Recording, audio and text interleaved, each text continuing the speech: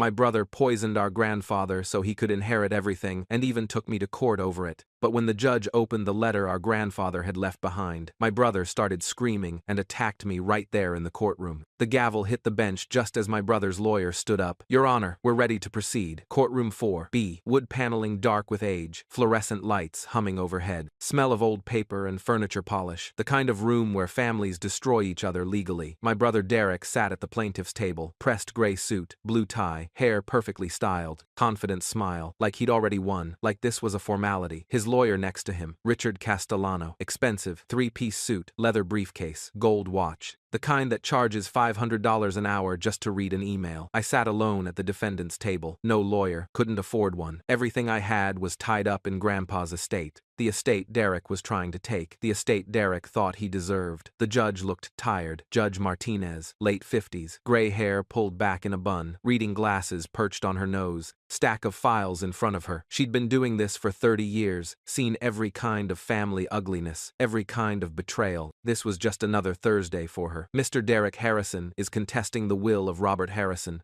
deceased, she said, reading from her notes. Claims his younger brother manipulated their grandfather during his final days to change the will in his favor. Is that correct? Yes, Your Honor, Castellano said, standing. He straightened his tie, cleared his throat. The evidence is clear and compelling. My client's grandfather died suddenly on March 15th of this year. Within 48 hours, a new will mysteriously appeared, dated March 10th, 5 days before death, leaving everything the house valued at $800,000, the savings accounts, the investment portfolio totaling approximately $1.2 million entirely to the defendant, his younger grandson, James. He paused for effect. The previous will, dated 2019 and properly executed, split everything equally between both grandsons, 50-50, fair, reasonable, what any loving grandfather would do. The judge looked at me. Mr. James Harrison, you're representing yourself? Yes, Your Honor. Do you have a response to these allegations? I didn't change anything, I said quietly. Grandpa made his own choices, his own decisions. Nobody forced him. Convenient, Derek muttered, just loud enough for everyone to hear. Castellano continued. Your Honor, the defendant had access, unlimited access. He moved into the grandfather's house 6 months before the death, had daily contact, had influence, had motive, significant financial motive. The grandfather was 83 years old, in declining health, recently widowed, and extremely vulnerable to manipulation by someone he trusted. Grandpa wasn't dying, I said. He was fine, sharp, healthy, active. The judge raised her eyebrows. But he did die. Yes, but not slowly, not from decline. He died fast, too fast. Explain. 1 week he was gardening, working in his rose bushes, complaining about the weather, telling me about the tomatoes he wanted to plant. The next week he was dead. Heart failure, they said. Derek shifted in his seat, just slightly, a tiny movement, but I saw it. Castellano spoke quickly. The medical examiner ruled it natural causes, Your Honor. Heart failure due to age and pre-existing conditions. Mr. Harrison was 83 years old. He had a documented history of high blood pressure, high cholesterol. He was overweight. This is not unusual. Elderly people die. That's not suspicious. Did anyone request a full toxicology screen? I asked. Silence fell over the courtroom. The judge looked at Castellano. Well, was there toxicology? No, Your Honor. The family accepted the medical examiner's initial ruling. The cause of death was apparent and clear. There was no indication of foul play. No reason to conduct additional expensive testing. The family, I said. Derek accepted it. Derek arranged everything. The funeral, the cremation. Derek wanted it over fast. Very fast. Grandpa died on March 15th. He was cremated by March 18th. 3 days. Derek's face went red. That's not true. That's a complete distortion. You're insane. You're making things up because you know you manipulated him. Did I? I asked quietly. Yes. Grandpa died of old age, of natural causes. You're grasping at straws because you know this will contest is going to expose you for the manipulator you are. I didn't respond, just sat there, calm, hands folded on the table in front of me. Let him talk, let him feel confident. The judge sighed, looked at her watch. Additional evidence, Mr. Castellano. He pulled out a thick folder, documents, printed emails, highlighted sections. Your Honor, this documentation shows a clear and disturbing pattern of isolation. The defendant moved into the grandfather's house in September of last year. Starting immediately after that, other family members were discouraged from visiting. Phone calls went unreturned. Invitations were declined. My client attempted to visit his grandfather multiple times, documented here, and was repeatedly turned away. The grandfather became increasingly isolated from his family, with only the defendant having regular, unfettered access. I moved in because Grandpa asked me to, I said. He called me in August, said he was lonely. After Grandma died, he didn't want to be alone in that big house. All those memories, all that silence. He invited me, begged me, actually. I helped with groceries, with bills, with yard work. I kept him company. We watched baseball together, played cards. I read to him, and conveniently cut off everyone else, Castellano said. Derek visited twice that year, Christmas and Easter, that's it. 2 times, 20 minutes each time. Brought his wife, Miranda, and their kids. Left when the kids got bored. Grandpa timed it. He wrote it down every time someone visited. He kept a calendar. A detailed calendar. Derek's jaw clenched. His hands gripped the armrests of his chair. I have that calendar, I continued.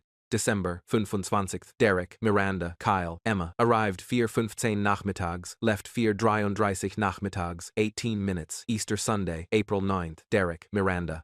Arrived 2:10 de l'après-midi, left 2:33 de l'après-midi, 23 minutes, left before dessert. Grandpa had made his famous apple pie. Derek said they had to get home. That's irrelevant, Castellano said. The frequency of visits has no bearing on. It's not irrelevant, the judge interrupted. It speaks to the nature of the relationship between the plaintiff and the deceased. It speaks to who actually cared for him in his final months. Continue, Mr. Harrison. Derek was staring at me now, his confidence cracking, anger showing through, fear underneath that. The judge shuffled papers. Anything else? Any additional evidence from either party? I reached into my jacket, slowly, pulled out an envelope. Small, yellow, old. The paper, slightly yellowed at the edges, sealed with tape. Brown packing tape. Grandpa's handwriting on the front in blue pen. To be opened by a judge if Derek contests my will. Derek went pale, actually pale, color draining from his face. Castellano hadn't seen this. I'd kept it back, hidden, waiting for exactly this moment. He stood immediately. Objection, Your Honor. This wasn't submitted in discovery. This is highly irregular. We had no notice of this evidence. It's evidence, the judge said firmly. She held out her hand. Approach the bench, Mr. Harrison. I stood, my legs steady, my hands calm, my heart rate normal. Walked to the bench, each step deliberate, measured. Handed the envelope to Judge Martinez. The courtroom went completely silent. You could hear everything. The ventilation system, humming, someone's phone vibrating in their pocket, a pen clicking nervously, someone breathing too loud. The judge opened the envelope carefully, broke the tape seal, pulled out a single piece of paper, lined paper, yellow, torn from a legal pad, handwritten in Grandpa's shaky script. The handwriting of an old man, careful, deliberate. She read it. Her expression changed. Eyebrows rising, eyes widening, lips pressing together, hard, cold. She read it again, more slowly this time, taking in every word. Then she looked up at Derek. Her eyes hard. Mr. Derek Harrison, she said, her voice different now, harder, colder. Stand up. Derek stood slowly, confused. His lawyer whispered something urgent in his ear. Derek ignored him, couldn't take his eyes off the judge. Did you give your grandfather digitalis? The room erupted. Whispers, gasps. Someone in the back row said, "Oh my God." Derek's lawyer shot to his feet. Your Honor, I object strenuously to this line of questioning. This is completely outside the scope. Sit down, Mr. Castellano,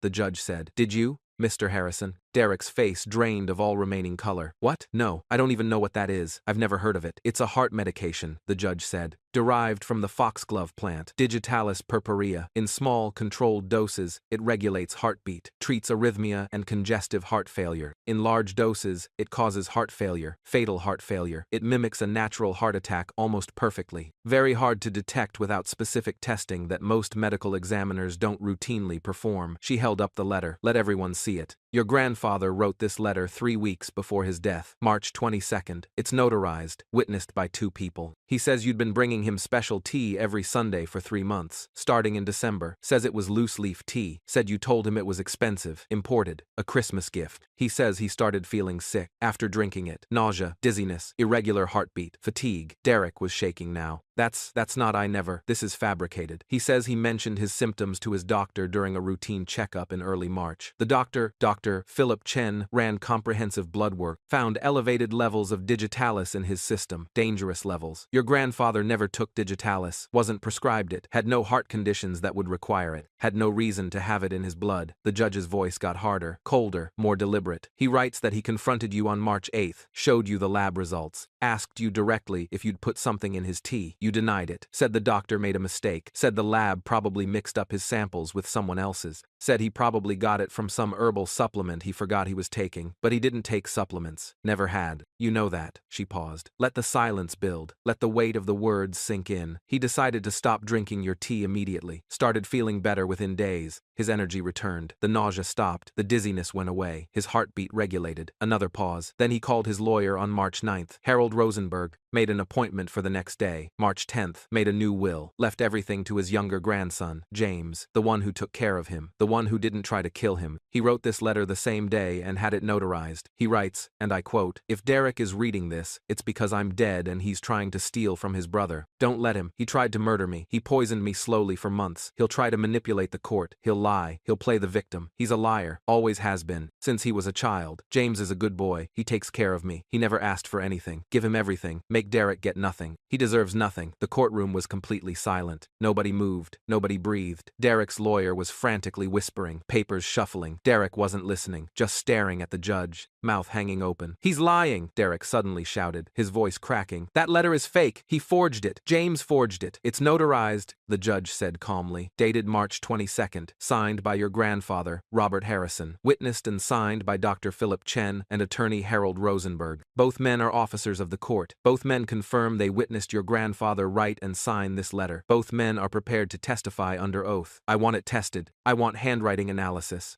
We will test it," the judge said. "But I'm also ordering an exhumation and full forensic examination. Your grandfather was cremated, but his ashes haven't been scattered yet, correct?" Yes, they're in an urn at my mother's house. We can still run tests. Full toxicology panel. Check for digitalis. Check for other substances. Get a complete picture." Derek went silent, completely still, face white as paper, eyes wide with terror. "If what this letter says is true, Mr. Harrison, you attempted to murder your grandfather for his inheritance. That's attempted murder, a felony. When he died 3 weeks later, even if ruled natural causes, it becomes felony murder under the law. You created the conditions that led to his death. You weakened his heart. You made him vulnerable. When that heart finally gave out, you were responsible." She picked up her phone. "Bailiff, contact the district attorney's office immediately. Get homicide detectives here, now." Derek started backing up, away from his table, away from his lawyer. No, this is insane. This is completely insane. He set me up. James set me up. This is a setup. Sit down, Mr. Harrison. He's the criminal. He stole everything. He manipulated Grandpa. He isolated him. He forged that letter.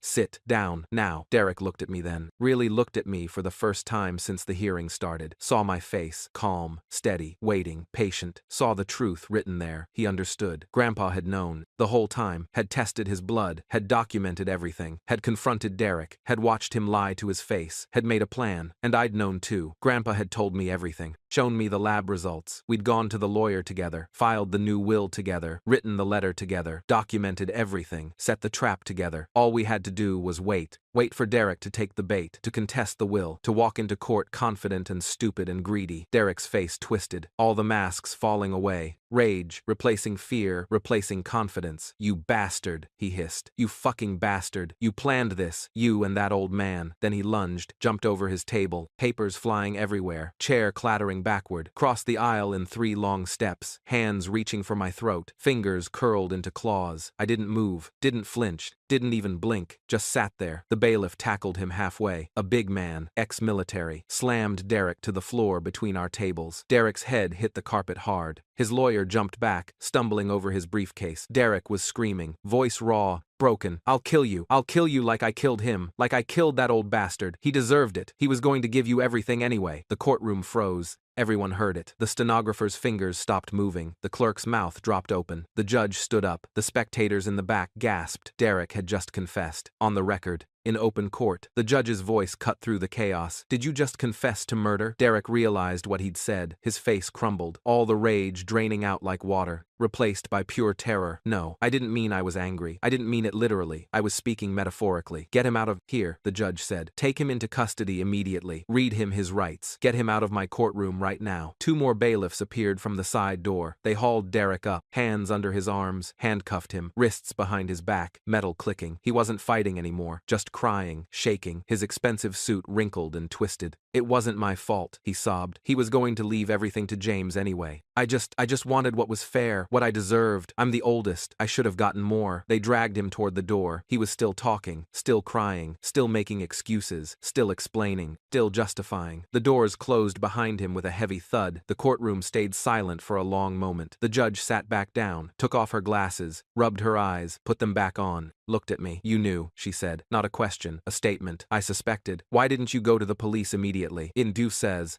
Why didn't you report this? No proof, just an old man's suspicion and one blood test. His doctor confirmed the digitalis, but Derek had already stopped bringing the tea. Grandpa started feeling better immediately. The levels in his blood dropped over the next 2 weeks. By the time he died 3 weeks later from actual heart failure, there probably wasn't enough digitalis left in his system to prove anything definitively. The medical examiner ruled natural causes. Nobody looked deeper. Nobody had any reason to. The judge stared at me. So you waited. You and your grandfather planned this. Grandpa said Derek would contest the will. Said Derek couldn't help himself. Said greed would bring him right back. Said he'd walk right into it if we gave him the chance and the bait. He wrote that letter as insurance, as proof, as justice. Told me to keep it sealed, to only present it in court, in front of a judge, when Derek felt safe and confident and stupid. You used my courtroom as bait. Yes, Your Honor. I'm sorry for that. But it was the only way. She almost smiled. Almost. Just the tiniest movement at the corner of her mouth. The will contest is denied. The estate remains yours in its entirety. All of it. You're free to go, Mr. Harrison. I stood up, grabbed my jacket from the back of the chair, folded it over my arm. Derek's lawyer was still sitting at his table, stunned, staring at nothing, his expensive briefcase open, papers scattered, his $500 an hour brain trying to process what just happened.